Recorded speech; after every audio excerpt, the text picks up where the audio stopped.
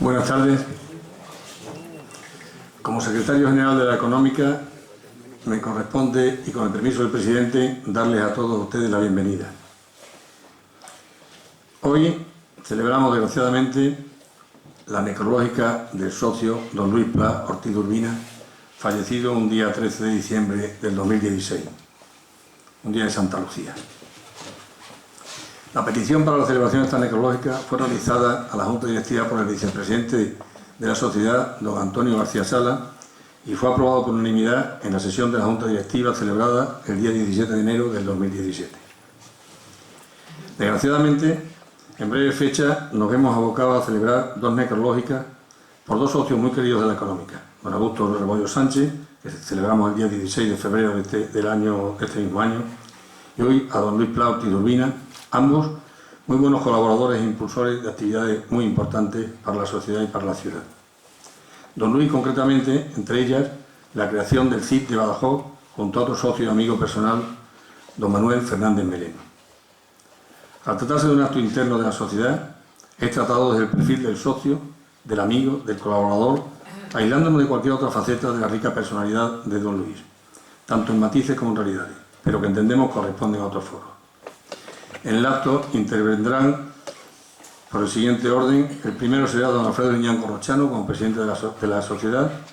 A continuación intervendrá doña Soledad López Lago, socia de número y amiga familiar del fallecido. Posteriormente, don Luis Miguel Fernández Chiral, amigo. Una vez terminado don Luis Miguel, yo leeré un escrito del bibliotecario de la sociedad, don Álvaro Meléndez, el cual hoy no puede estar con nosotros debido a que se encuentra en sus labores de profesor de Historia en la Universidad Popular de Badajoz. Detrás de la lectura de don Álvaro Meléndez intervendrá don Alberto González Rodríguez, socio de número de la Económica y cronista oficial de la ciudad. Después de él, don Antonio García Sala, vicepresidente de la Económica, y finalmente don Luis Pla Rubio, que cerrará en nombre de la familia.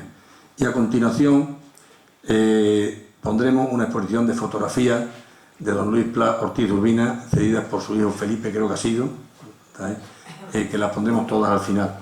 Sí quiero recordarles, perdónenme la cicatería, que no se extiendan mucho en sus intervenciones, porque son 7 y se nos haría posiblemente largo. Yo había calculado unos 7 minutos por persona. Si alguno se pasa un par de minutos no pasa nada, si alguno se queda corto, pues bueno, eso vale para compensarlo. Así que, sin más demora, vamos a iniciarlo con la intervención del presidente de la sociedad, cuando quiera, Alfredo.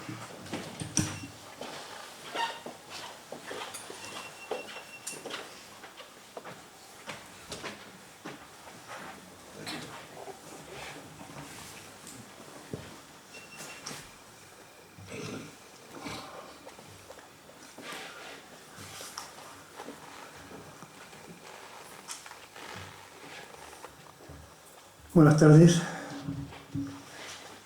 Muchas gracias a todos por asistir a este acto. Señores, queridos amigos, familiares y amigos de Luis Pla Ortiz de Urbina. La Junta Directiva, como ha expresado el secretario, por unanimidad y a propuesta del vicepresidente García Salas, adoptó el acuerdo de celebrar este memorial, y es para mí un honor tomar hoy la palabra como presidente de esta Real Sociedad Económica Extremeña de Amigos del País, y en su nombre recordar a un miembro de nuestra sociedad tan singular, tan querido y tan ejemplar como Luis Pla Ortiz de Urbina. Porque además, aunque intervenga en este acto como presidente de esta sociedad, no puedo ni quiero evitar que mis palabras salgan teñidas por mis sentimientos personales de amistad y sobre todo de admiración ante una persona tan entrañable como nuestro Luis Pla. Personas más cualificadas que yo y más cercanas a Luis hablarán en este acto y glosarán su figura desde múltiples facetas, porque como todo hombre grande, Luis fue una persona poliédrica, inabarcable desde una única visión. Existe Luis, el hombre de la cultura, de los negocios, de la preocupación ciudadana, de la defensa del patrimonio, de la política, de la familia, el hombre inquieto, el emprendedor, el pionero, y como es natural, en esta España mal agradecida, el hombre que hubo de pagar, al menos con el amargo sabor de la incomprensión muchas veces, el precio que corresponde a quien intenta romper moldes en una sociedad que, con mejor voluntad que certeza, hoy hemos dado en llamar pomposamente sociedad del conocimiento. Y yo quiero destacar cosas que, a mi entender, son muy importantes, pero que en la visión global puedan quizá silenciarse por sabidas. En primer lugar, destacar en Luis Pla su bondad, en el sentido más radical, más machadiano del término. Una virtud muchas veces olvidada en un mundo en que el sueño americano, o sea, el sueño mundial, se viste de triunfo, de Trump, en donde toda virtud es debilidad si no se puede monetizar, en donde hasta vivir o morir es cuestión de precio y no hay lugar para el altruismo. Y quiero destacar también la educación, la cortesía, la amabilidad, como manifestaciones de respeto a los demás, como afán de hacer la vida agradable al prójimo, como comportamientos conscientemente buscados para hacer este mundo más respirable. Algo que Luis Pla derrochó a raudales y que en este mundo del todo vale y del que más da, resulta cada día más insólito, casi una rareza.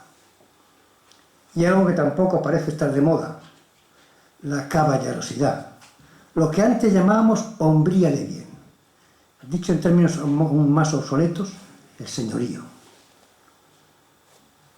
Y nada tiene que ver ni con la clase social, ni con ninguna otra cosa que no sea una concepción del mundo como solidario, como una permanente mano tendida al otro. Y Luis Pla Ortiz Urbina fue ante todo un español de bien, un caballero, un señor en definitiva. Me han exigido que sea breve y yo, como disciplinada criatura que soy, voy a serlo. Pero antes de acabar quiero compartir con todos ustedes un recuerdo que hace ya muchos años, muchos más años de los que quisiera, tengo de Luis. Deberían celebrarse en aquella ocasión, en aquel tiempo, las primeras elecciones democráticas. Y entramos, por la razón que fuera, en el Hotel Zurbarán.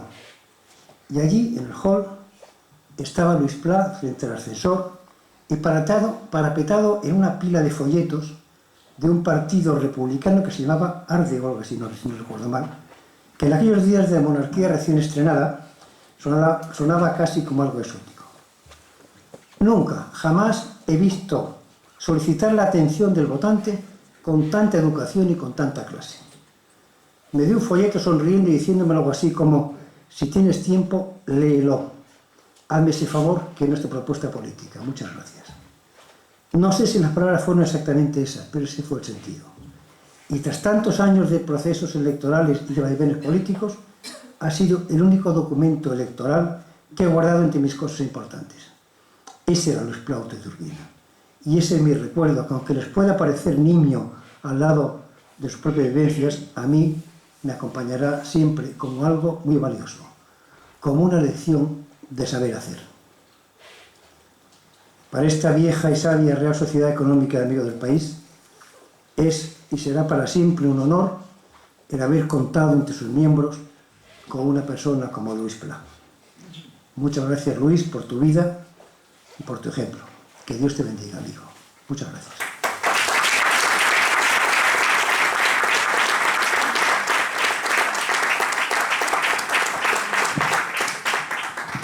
Muchas gracias, Alfredo. A continuación, tiene la palabra doña Soledad López Lago.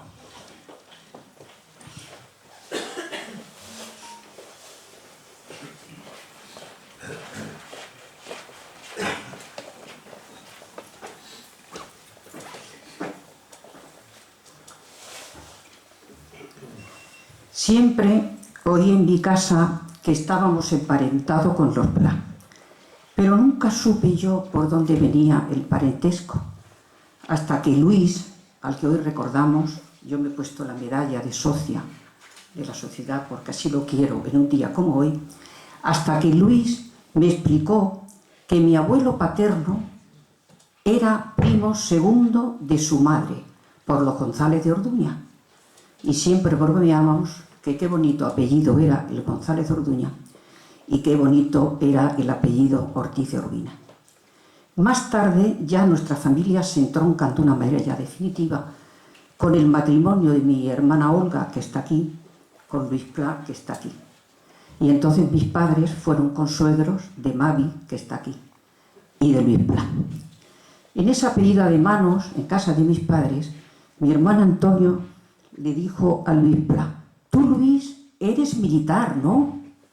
Y en fin, se hizo el silencio en casa, en la salón, porque nadie quería aclarar aquello. Cuando yo vine a Badajoz con mis hijos, porque estudiaran aquí, inmediatamente me hice socia de esta sociedad, porque yo había venido mucho, porque la Económica siempre fue una sociedad cultural muy conocida y de una gran tradición. Y recuerdo que estuve aquí cuando dio la conferencia Camilo José Cela.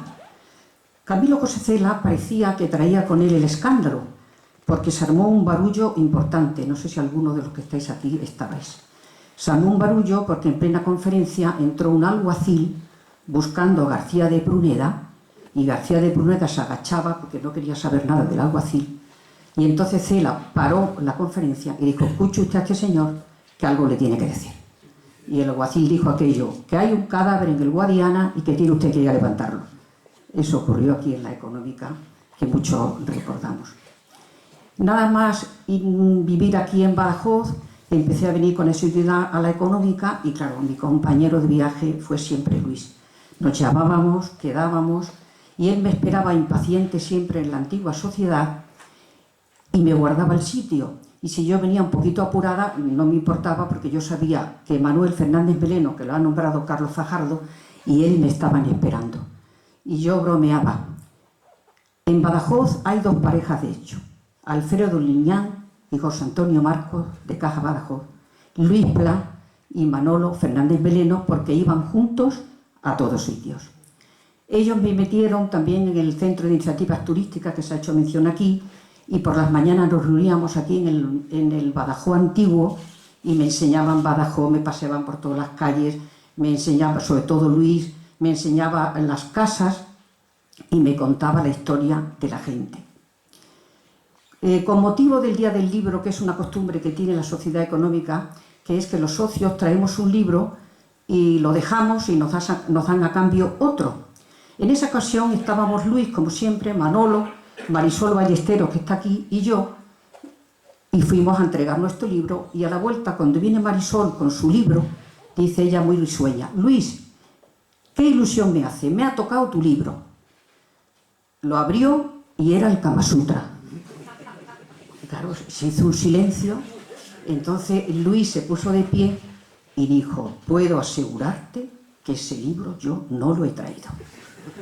Luego nos reíamos porque había muchos papeles iguales y creemos que había, bueno, creemos, no sabemos que ha sido un error.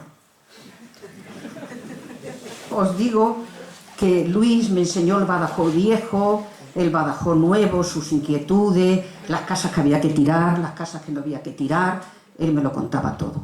Y lógicamente Luis también me contó la historia triste, la historia de los años negros del Badajoz que todos conocemos. Porque Luis estaba, hay que decirlo, estaba obsesionado con la Guerra Civil Española y estaba obsesionado con toda esa tragedia que vivió su familia. Pero yo voy a deciros una cosa: el María Moliner dice, cuando define la palabra obsesión, dice: deseo que alguien no puede apartar de su mente. Él nunca pudo apartar de su mente la guerra. Estaba en su derecho y nosotros en respetarlo. Muchas gracias.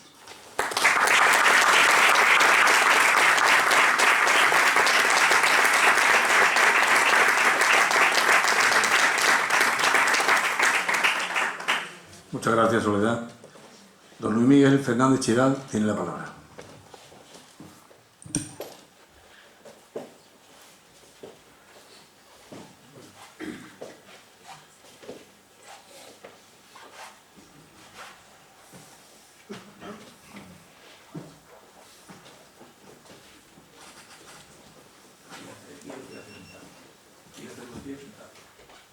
De pie.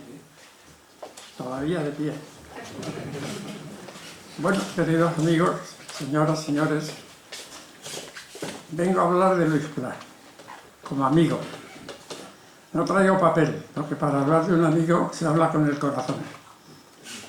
He sido amigo de Luis Pla. Lo conocí con 8 años en la playa de Paredes, cerca de Estoril, porque nos llevaron a los dos a tomar el yodo de las algas de aquella playa. Olía muy mal, por cierto.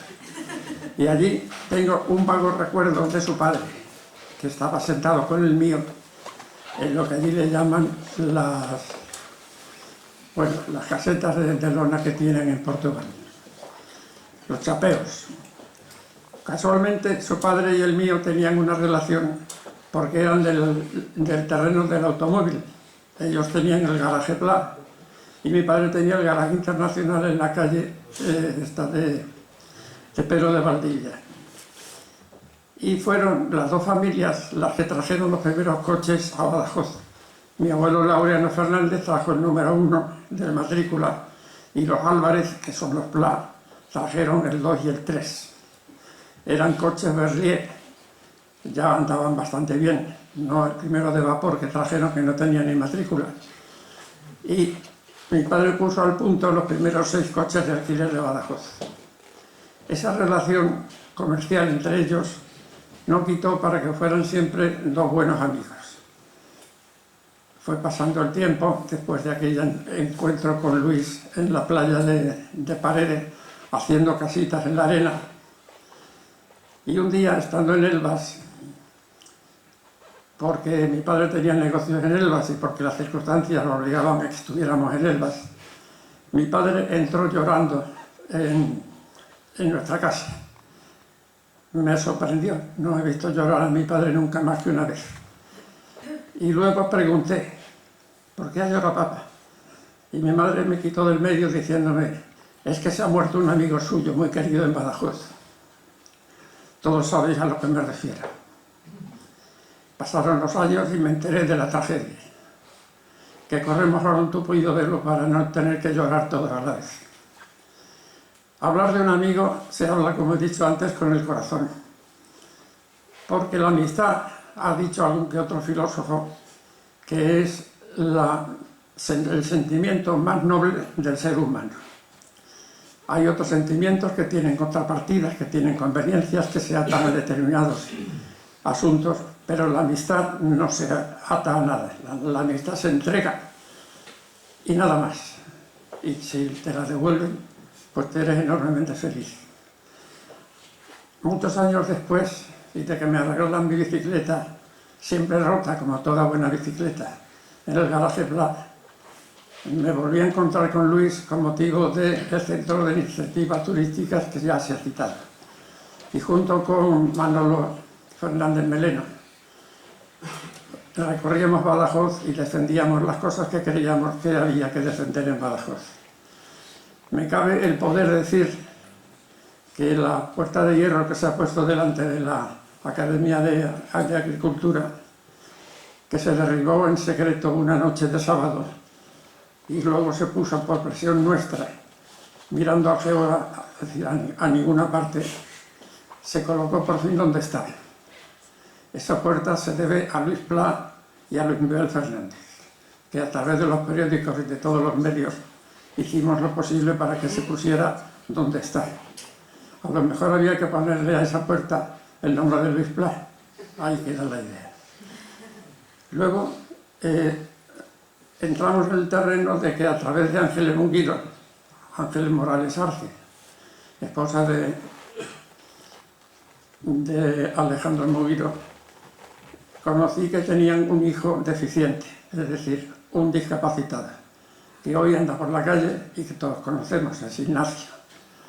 Y a mí me había caído un pequeño que se llamaba Javier, un síndrome de Down, con el encanto que tienen esos niños, los que los conocéis, lo sabéis, y que fue para mi casa pues una bendición.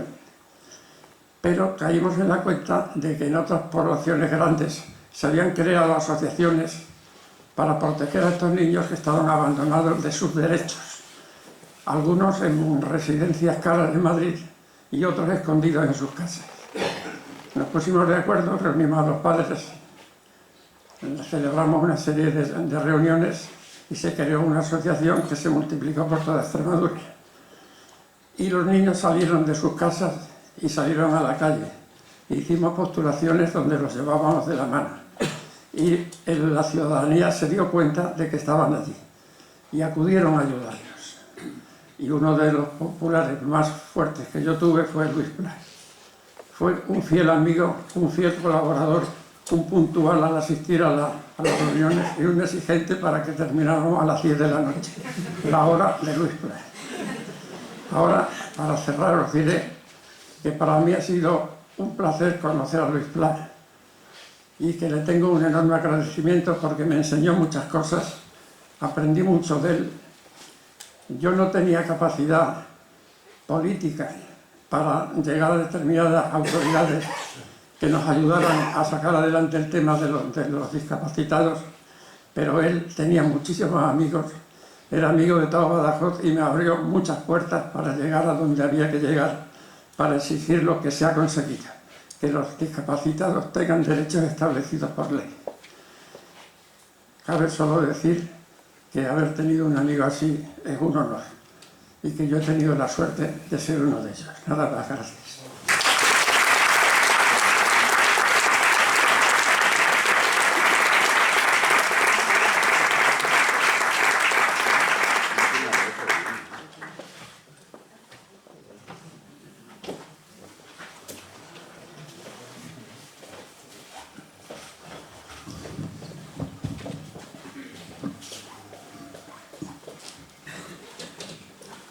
A continuación, yo voy a dar lectura en nombre de don Álvaro Meléndez de un escrito que nos ha remitido, que no puede expresar por los motivos que anteriormente les comenté.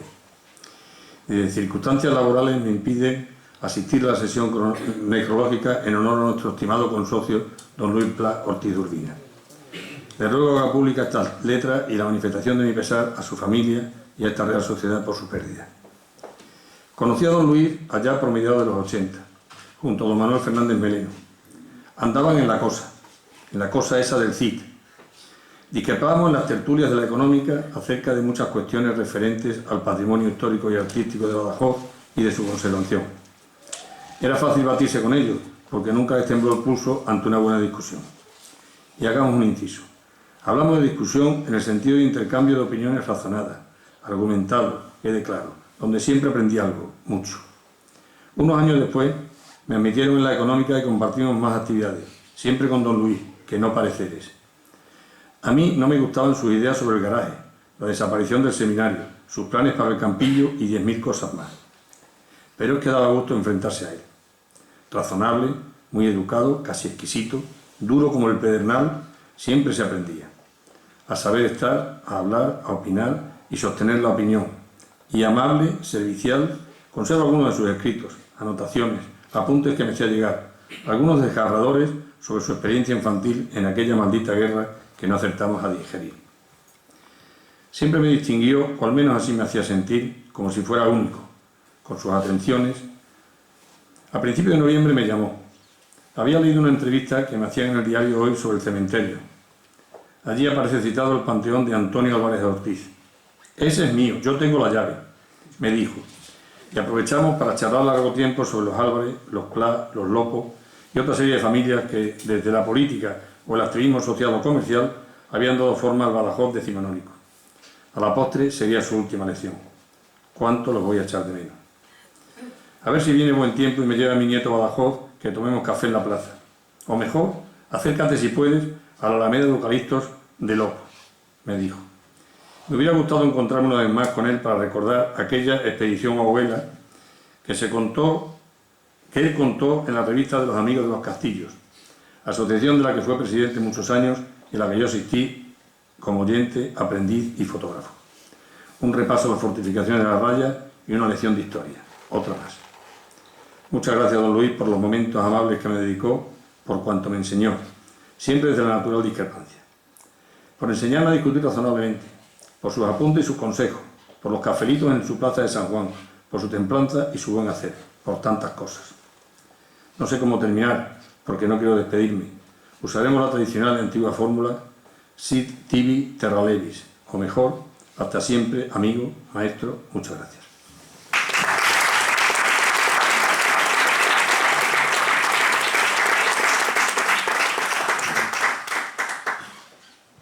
A continuación, don Alberto González Rodríguez.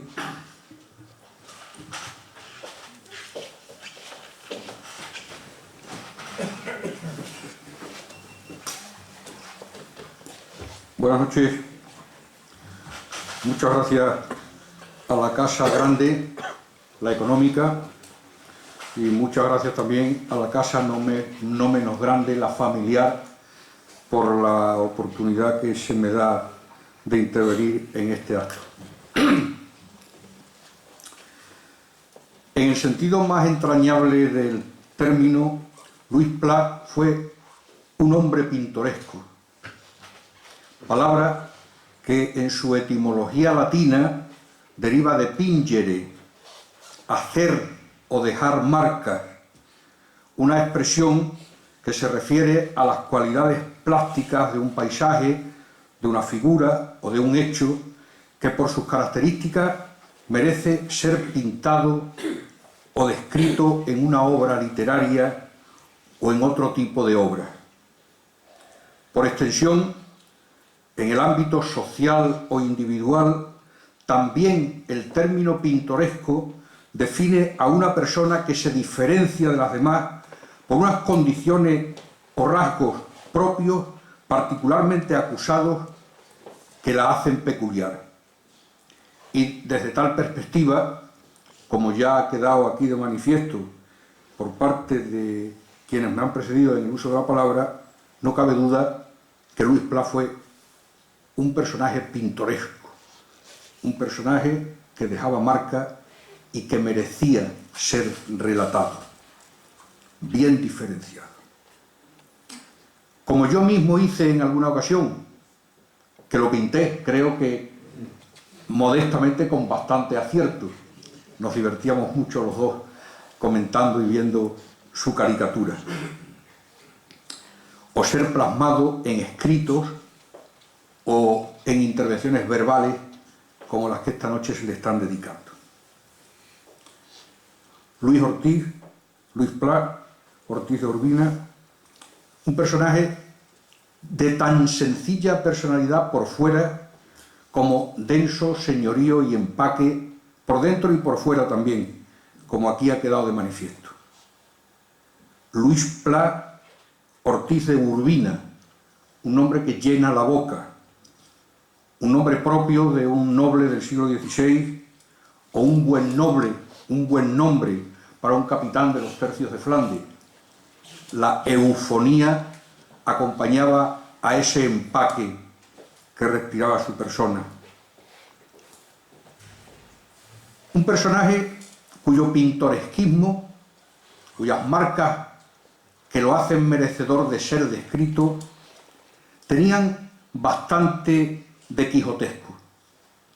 Esto es, de idealista, de iluso, de visionario, de paladín por libre, de adalid de causas utópicas, empeñado siempre en desfacer entuertos.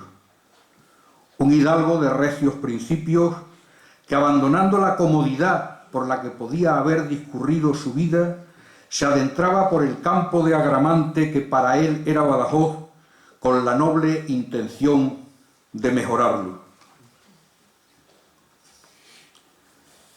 En su andadura diaria por los riscos y los recovecos de su Badajoz del alma, que por mejor palpar hacía a pie calmosamente, ora se encontraba con un monumento al que maltrataba una piqueta, ora con un viejo edificio contra el que arremetía, estimando que estaba ofendiendo a la ciudad por su forma o por su falta de alineación, ora con algo que sobraba, ora con algo que faltaba, con algo que no estaba en su sitio, con algo que no le gustaba y con otros 1000 entuertos que, en su opinión, necesitaban la acción de su vigoroso y siempre dispuesto brazo. Y a 100 personas, a cada una de las cuales, ya fueran tirias o troyanas, le soltaba el discurso de los cabreros para abundar o disentir de sus ideas, siempre las marcas distintivas las distinguen siempre desde distintos puntos de vista quienes observan al interesado, siempre con la mesura, con el respeto, con la corrección, con el señorío, que eran algunos de los rasgos que en unos tiempos de garrulería lo hacían diferente. Esto es, pintoresco. Porque, aunque algún fuego le quemaba por dentro, como caballero que era, se lo aguantaba, manifestando siempre un impecable respeto y trato a los demás, fueran cuales fueran los fuegos de los otros. En esas andaduras, yo era uno de los que se lo encontraba casi a diario, generalmente en el entorno del edificio de correos, a donde acudía regularmente y en cuyas proximidades dejaba el Rocinante que lo traía y lo llevaba casi cada día al campo.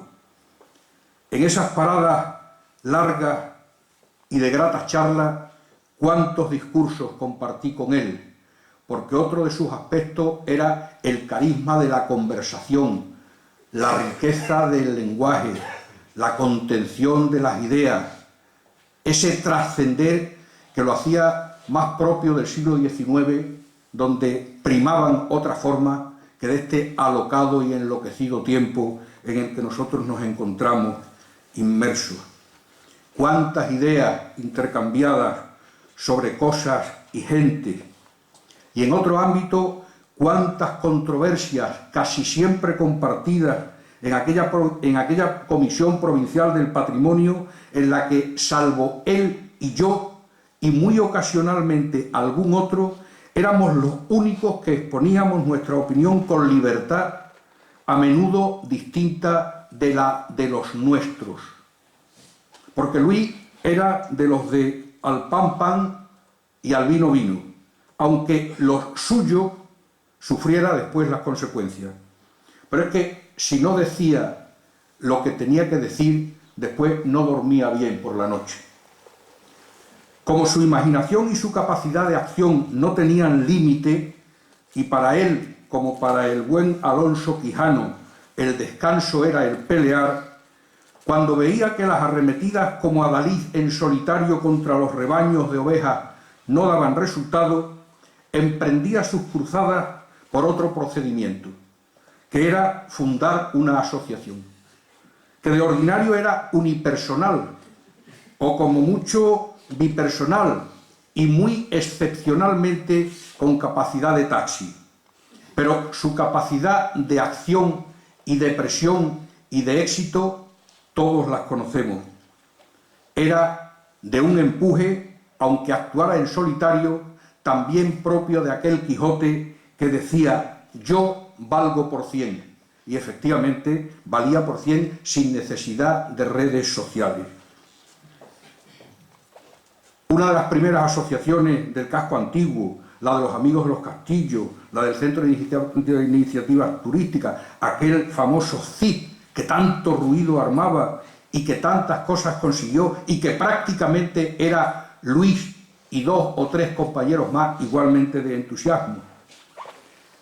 Luis también era un encantador, y no tenemos nada más que ver aquel encantamiento propio del gigante Fierabras que hizo, como consecuencia del cual, de repente, sin que nadie supiera cómo, donde había un edificio, apareció un espacio libre.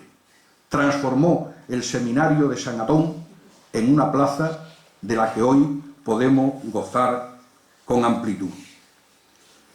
Como parafraseando a Terencio, a Luis Pla nada de Badajoz le resultaba ajeno, además de un condottiero luchando por libre con esta ciudad como causa, el apasionado caballero ofrecía otras muchas facetas que contribuían a dar riqueza y color a su pintoresquismo. Así, por ejemplo, por lo que sabía de tantas casas de Badajoz, cuyos tejados parecía haber levantado para mirar dentro, pudo muy bien haber sido el diablo Cojuelo. O pudo haber sido un experto en genealogía, pues conocía al detalle los miembros, las historias y las vicisitudes de todas las familias destacadas y menos destacadas de Badajoz. Para completar la suya, la historia de su familia, una vez me pidió que como investigador solicitara, porque a él no se lo daban directamente al Archivo Histórico Militar de Segovia, la hoja de servicio de su abuelo materno, Fernando Ortiz de Urbina y Martín, médico del regimiento Covadonga de guarnición en Badajoz, involucrado en un levantamiento no menos pintoresco que aquí ocurrió en 1883, de cuyos pormenores él sabía, él no era historiador oficialmente, yo sí, y pese a eso él sabía muchísimo más que yo de lo que había ocurrido en aquel acontecimiento. O podía haber sido registrador de la propiedad, porque también conocía todo lo referente al patrimonio, a las herencias, a las particiones, a las hijuelas. Yo me quedaba asombrado con la facundia que tenía de capacidad de información. O podía haber sido abogado, porque conocía perfectamente todos los pormenores de la letra chica de todas las normativas en materia de urbanismo y de no urbanismo. O también podía haber sido arquitecto y urbanista, que yo creo que fueron sus vocaciones frustradas. Por lo que sabía de las gentes, de las casas y de las cosas de Badajoz, pudo haber sido un muy buen cronista oficial. Eso sí, limitado al siglo XX, porque lo concerniente a otros tiempos le interesaba menos. Ahora, sobre ese tiempo, cuántas cosas le pregunté y cuántas informaciones me dio sin que yo le preguntara.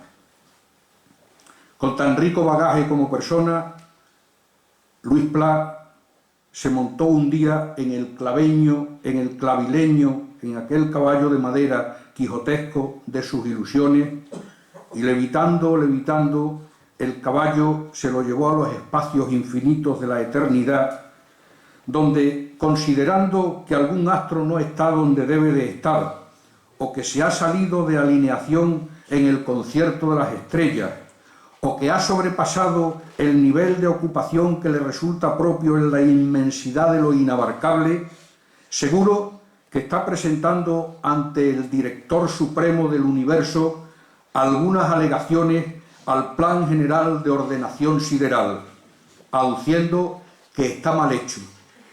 Y conociendo a Luis Pla, tened la seguridad de que será atendido. Muchas gracias.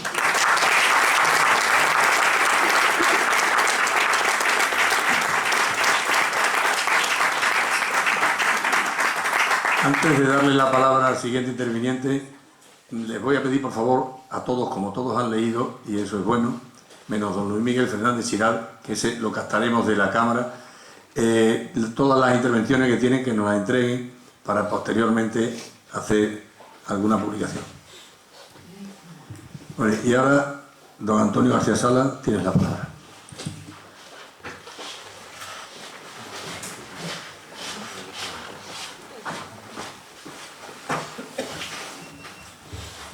Buenas noches, es un honor para mí estar en esta tribuna en este momento agradeciendo a la familia, pero también a Luis, lo mucho que aprendí de él, y creo que también casi en nombre de la ciudad había que agradecerle lo mucho que él hizo por la ciudad, pensó por la ciudad, porque era un hombre grande. Lo conozco desde hace muchos años, desde aquella casi adolescencia, juventud, cuando en la parcela pasábamos buenos ratos allí, y yo creo que yo creo ya en aquel momento pues el fruto de una gran familia que hoy día lo es y que creo que también en ese sentido pues algo que la ciudad tiene que agradecer. Para mí era el padre de las Plas, más que el padre de los Plas, que no era poco, ¿no? Porque las Plas en aquel momento eran muy importantes en la ciudad de Badajoz, ¿no? O por lo menos de los de mi generación. Y el padre de las Plas era también una categoría madre también. Y en ese espíritu también transgresor de aquella época y de inconformista, pues evidentemente hay muchas anécdotas, algunas que a lo mejor no habría que contar en este momento, pero yo quiero recordarlas porque fue muy divertida. En aquella época de la transición, pues le mangamos algunas películas, decíamos porno, pero eran simplemente eróticas de aquella época. Y recuerdo, a él no, al padre de otro amigo, pero eran de él. Entonces quedábamos en un chale a verla, 5 o 6, y de pronto se presentaron 60 y tantas personas allí, no sé cómo se corrió la voz. Oye, aquello fue todo un espectáculo en los años 70, ¿no? En los años 80 también tuve muchas ocasiones de estar con él y en algo que al final no salió, pero fue también un intento bonito de convivencia de distintas posturas en el Club Liberal de Badajoz, en el que estuve en la Junta Directiva, y él estaba también, compartimos estar en la Junta Directiva, en el que dentro de esa palabra liberal, que puede tener muchas interpretaciones, pues había gente de distinto perfil, y él, desde luego, creo que por encima de todo era un gran liberal. Era un gran tolerante, un gran liberal y un libre pensador. En aquella época, pues escribió hizo ya su pasión por Badajoz, su locura por Badajoz y por pensar lo que podría ser, aunque no era, y sus gráficos y su croquis de muchas ideas, una de ellas la pongo aquí. A mí me impactó mucho un libro, un artículo de la revista Territorio, que se llama La revitalización del casco antiguo de Badajoz, donde plasmaba ideas realmente hoy día podían ser atrevidas o podían ser catalogadas de ser un kamikaze, un destructor de la ciudad, pero que toda afirmación que hacía la hacía con un gran rigor, estaba muy meditada, obviamente, en su visión bastante mecanicista y pensando que las cosas pueden ser como se diseñan sobre el papel y que así se hacen. Hoy que aparece en el periódico Hoy, pues un artículo que dicen que ya está a punto el Campillo, ya está a punto de poderse hacer. Él pues trabajó mucho el Campillo y tuvo muchas ideas sobre qué cosas que se podían hacer en el Campillo. Ya digo, el artículo es del año 84. Hace referencia a una estancia aquí de Oriol Bohigas, que como sabéis fue un poco el artífice del cambio de Barcelona, y trasladaba tres grandes cambios para revitalizar el Campillo, para revitalizar el casco antiguo. Decía, dentro de la Alcazaba, una ordenación de la Alcazaba. Pensemos que en aquellos años ni siquiera lo que hoy es el museo el museo arqueológico estaba rehabilitado, estaba completamente derrumbado, pero él ya tenía pensado cómo se podía organizar dentro de la Alcazaba y los usos que podía tener el hospital militar. Obviamente fuera limpiaba las murallas prácticamente, excepto la parte que él salvaba de la Plaza Alta, pero todo lo demás lo limpiaba. Se ha ido limpiando, excepto la Plaza Alta, que también estuvo a punto de tirarse, la parte que ahora son las casas consistoriales, pero aparecieron ahí, bueno, pues algo que no se sabía y se mantuvo, pero él quería también, dentro de esa visión que tenía de los castillos y dejar casi libre castillo.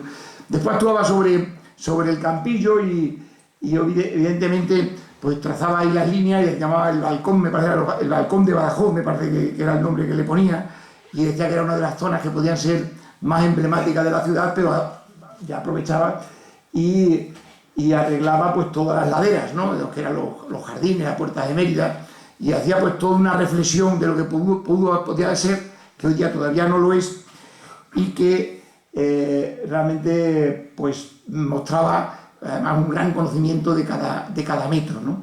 En la parte esta, que hoy es la Ronda Norte que aparece ahí, ¿no? Pues él ponía el ferial, el mercadillo, un aparcamiento o sea, realmente era maravilloso, y yo en gran parte lo recogí y lo presenté en el último plan general con una alegación que él me ayudó a hacer sobre el Campillo y sobre el castillo, pero después no se quedaba ahí, ¿no? Obviamente, cuando arreglaron el López de Ayala, pues él ya había escrito 15 o 20 años antes cómo había que hacer la plaza esa, la plaza del Teatro López Ayala y aprovechar y poner casi al nivel del resto de casas de Pedro de Valencia. Yo creo que cada vez que iba por la calle leía lo que podía ser, lo arreglaba en su cabeza, te daba ahí unos gráficos que son, debe tener un archivo de croquis de lo que podía ser Badajoz espectacular. Hay muchas cosas en las que se puede estar de acuerdo y en otras evidentemente en desacuerdo, pero sí son tremendamente estimulantes. Para mí era maravilloso cada vez que me lo encontraba. A veces evitaba pasar por la esquina ahí de Victoria cuando estaba con Manolo Fernández Meleno, porque era imposible no sentarse con él y echar un buen rato, ¿no? Y últimamente pues también cada vez que me cruzaba pues era una oportunidad, porque además de ser siempre muy estimulante hablar con él, la cortesía de la conversación la tenía a gala, siempre desde la moderación, el respeto y desde siempre la discrepancia, pero era una persona que no se quedaba, no se callaba, ¿no? He dicho antes lo del Campillo o el Pico, y últimamente de las pocas personas que le oía despotricar era de Celdrán, ¿no? Y de Celdrán despotricaba en una carta que me escribió, dice, es que dice que yo defiendo el Campillo porque tengo ahí intereses y ya no son míos, o sea, no tienen nada que ver, pero él me acusa de que yo quiero defender el Campillo, y eso por cada cosa que él decía, pues se enfrentaba a Celdrán, pero no solo a Celdrán. Tengo aquí un escrito que dentro del PSOE, pues en un plan que hacían interno sobre el casco antiguo, pues echaba por tierra sobre todo todas las posiciones de tipo panfletario que a veces pues se hacen irremediablemente en alguna o afirmaciones, por ejemplo, la definición de que Badajoz está roto por el efecto desarrollista de los 70 es un eslogan mentiroso, ¿no? Le decía al compañero que había hecho, o la actuación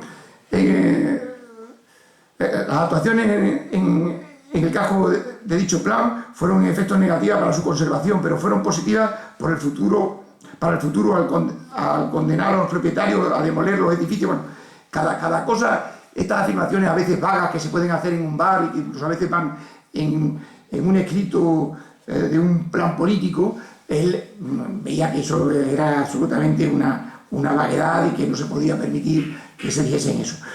Para mí, como digo, fue siempre un gran placer, con otro escrito aquí que tengo de la Feria de Día, ¿no? Cuando él pretendía que la feria fuese allí, y cuando empezó a organizar la Feria de Día, pues me mandó también sus notas, sus gráficos, que ha escrito por dónde había que entrar, por dónde había que salir, ¿no? Lo tenía todo organizado, era maravilloso. Yo creo que yo no podía convivir de nuevo con una persona así, porque yo soy bastante anárquico, ¿no? Y estoy seguro que era un poco maniático con sus papeles y sus entradas, porque además, en cuanto le llevaba otra opinión, él no era fácil pues llegar al final a aceptar tu opinión, pero te la razonaba de una manera maravillosa, que lo que te hacía era estimularte mucho tu forma de pensar, y te estimulaba realmente también el pensamiento y las ideas para la ciudad. Lo decía en un escrito una semana antes de fallecer, cuando me enteré de que había fallecido, y pues lo acabo de ver hace 2 o 3 días, y efectivamente una semana antes parece ser que vino a comprarse un sonotone, porque parece que estaba cansado, que no oía a nadie. Entonces fui a saludarlo ahí en la calle del Obispo y no me hizo ni caso. No me dijo, bueno, y siguió para adelante, porque evidentemente pues parece que no se estaba enterando de lo que le estaba diciendo, cosa que me extrañó mucho, porque la verdad que siempre era una amabilidad charlar con él. La foto que había antes ahí pues me encantaba, con esa sonrisa, porque ahora mismo pues obviamente el pesar de su desaparición es siempre doloroso, pero el haber conocido y recordar su sonrisa, su amabilidad, y haber tenido el honor de haber disfrutado de tantos ratos con él, pues yo creo que a mí por lo menos me llena de alegría, y de luego el recuerdo lo tendré para siempre. A la familia pues pésame una vez más, porque obviamente una desaparición siempre es dolorosa, pero también os doy la enhorabuena y el agradecimiento por lo que ha hecho por la ciudad. Muchas gracias.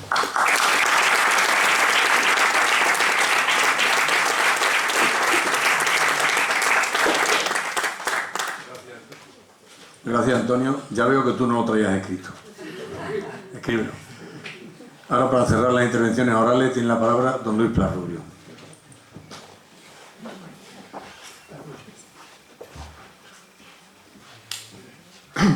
Bueno, buenas noches.